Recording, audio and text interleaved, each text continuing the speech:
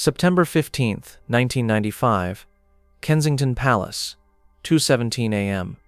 The sound of shattering glass echoed through the corridors of Kensington Palace as Prince Charles threw a crystal decanter against the wall in rage.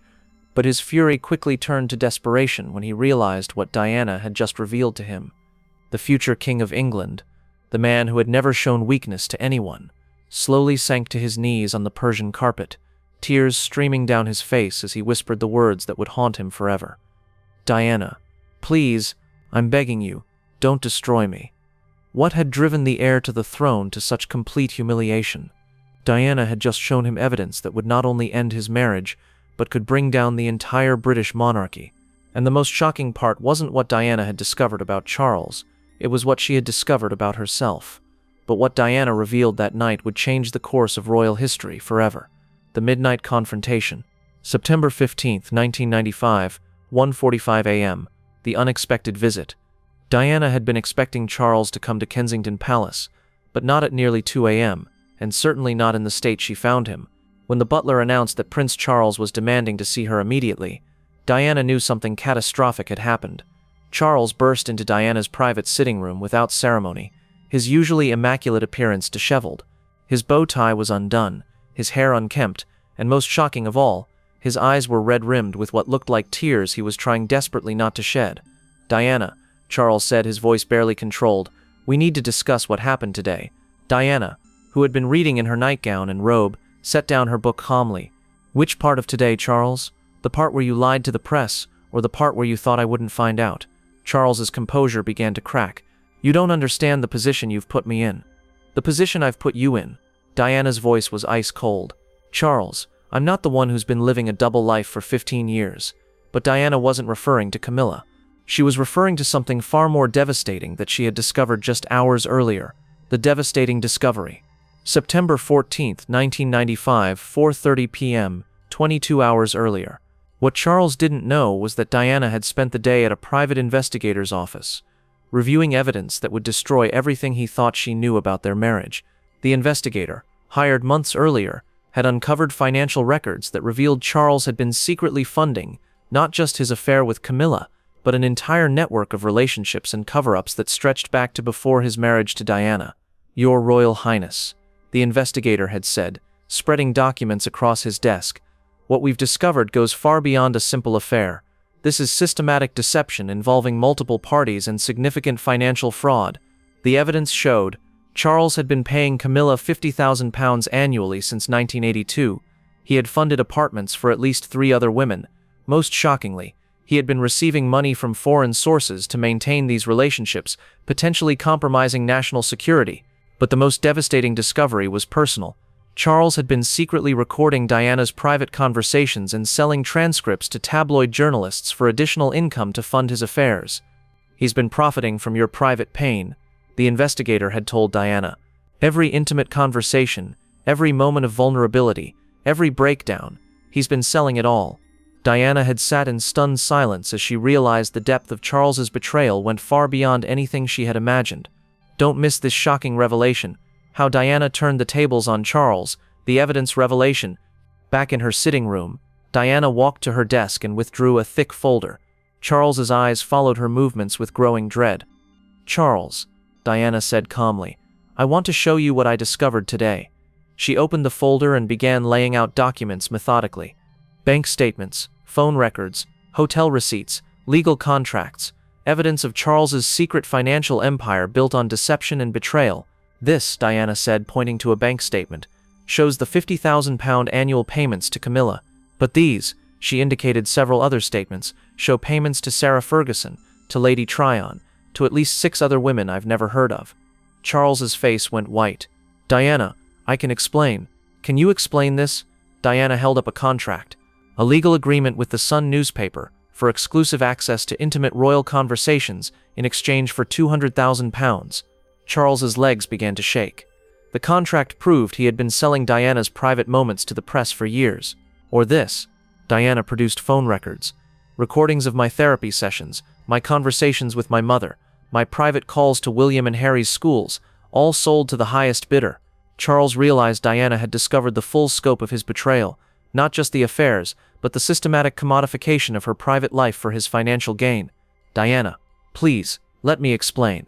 Explain what, Charles? How you've been prostituting our marriage for money. How you've turned my pain into your profit. That's when Charles's carefully maintained royal composure finally shattered completely. The complete breakdown. 2:10 a.m. The heir apparent's humiliation. As the reality of his exposure sank in, Charles began to hyperventilate. The man who had been trained from birth to never show weakness was collapsing in front of his wife. Diana, Charles gasped. If this gets out, it won't just destroy me. It will destroy the monarchy. Good, Diana replied without emotion. Charles staggered backward, grabbing the mantelpiece for support. You don't mean that, don't I? Charles, you've spent 15 years selling my private life piece by piece. You've made money from my eating disorder, my suicide attempts, my desperate attempts to save our marriage. You've literally profited from my suffering. The accusation hit Charles like a physical blow. He knew Diana was right, and the knowledge that she had proof of everything was overwhelming. I never meant for it to go this far, Charles whispered. How far did you mean for it to go? Just selling a few private conversations? Just betraying me a little bit? Charles's breathing became more labored as the full implications of Diana's discovery hit him. She had evidence of financial fraud, betrayal of state security, and systematic emotional abuse. Diana, please, Charles said, his voice breaking. What do you want? I want you to tell me why, Diana said quietly. Why wasn't destroying my heart enough? Why did you have to destroy my privacy too? Why did you have to make money from my pain? That's when Charles finally broke completely. The royal surrender. Charles's composure shattered so completely that Diana was genuinely shocked. The man who had never shown her vulnerability in 15 years of marriage suddenly collapsed to his knees on her sitting room floor. Because I'm weak, Charles cried out, tears streaming down his face. Because I'm a coward who's never been strong enough to be honest about anything. Diana stared at him in disbelief as the future King of England sobbed on her carpet. The affairs started because I was too scared to be a real husband. The recordings started because I was too broke to maintain the affairs. Everything spiraled because I'm too weak to face the truth about what kind of man I really am. Charles's confession was devastating in its honesty. I sold your private life because I was desperate for money to pay for my lies. I betrayed your trust because I was too cowardly to end our marriage honestly. I destroyed your privacy because I was too selfish to give up my comfort. Diana had never seen Charles show this level of genuine emotion or take this level of personal responsibility. Diana, Charles said, still on his knees, I know I don't deserve forgiveness. I know I've destroyed any right to your love or respect, but I'm begging you, please don't let my cowardice destroy our children's future.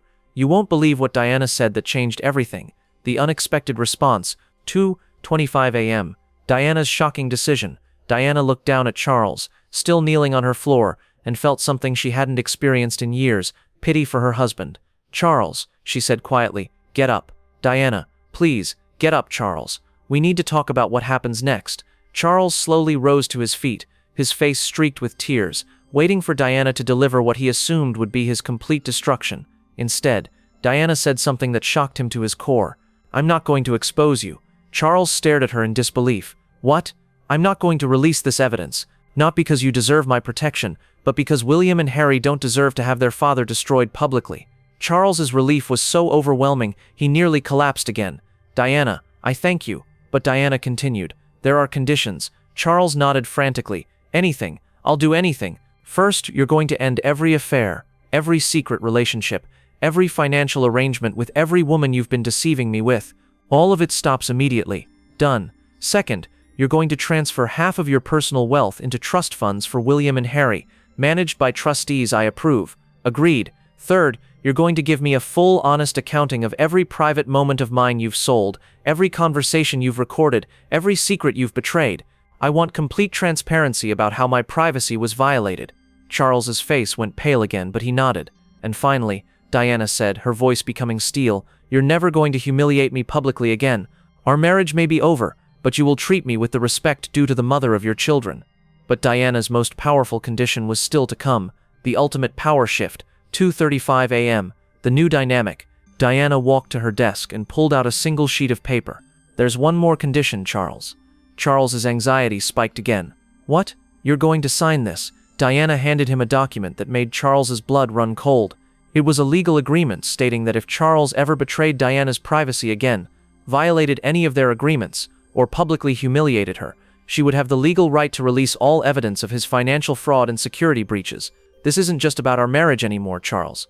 This is about you understanding that I am no longer someone you can abuse, manipulate, or profit from. I am now someone who has the power to destroy you completely if you ever cross me again." Charles read the document, understanding that he was signing away any future ability to control or manipulate Diana. "If I sign this, you'll keep my secrets? If you sign this and honor every condition, I'll keep your secrets." "But Charles," Diana's voice became deadly serious, "if you break any part of our agreement, I will release everything, and I mean everything." Charles understood he was being offered survival in exchange for surrender. Diana now held complete power over him. With shaking hands, he signed the document. "Thank you," he whispered. "Don't thank me, Charles. Just remember this moment. Remember what it feels like to be completely at someone else's mercy. Because that's how you've made me feel for 15 years. The aftermath. September 1995, the new reality. Diana's decision to spare Charles while gaining complete power over him fundamentally changed their relationship dynamic. Charles, who had spent their entire marriage controlling and manipulating Diana, now lived in constant fear of her displeasure. Every public appearance became a performance where Charles had to prove his respect for Diana. Every private interaction was governed by Diana's terms. Most importantly, Charles learned what it felt like to be powerless in a relationship with someone who held devastating evidence against him. Diana had transformed from victim to victor in a single night, using Charles's own confessions and her strategic mercy to gain complete control over her former tormentor.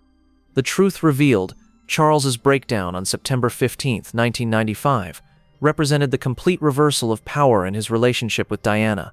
His tears weren't just about being caught, they were about finally understanding the full scope of his own cruelty and cowardice. Diana's decision to spare him while demanding complete surrender showed a level of strategic thinking that Charles had never credited her with. Most importantly, the night proved that Diana had evolved from the naive teenager who married into the royal family into a formidable opponent capable of both devastating her enemies and showing mercy on her own terms. Charles's humiliation was complete, but it was also the beginning of his first honest relationship with Diana, one where he could no longer lie, cheat, or manipulate because she held all the cards. Sometimes the most powerful victory is the one where you spare your enemy while ensuring they can never hurt you again. Diana's mercy was more crushing to Charles than her revenge ever could have been, and Charles knew it.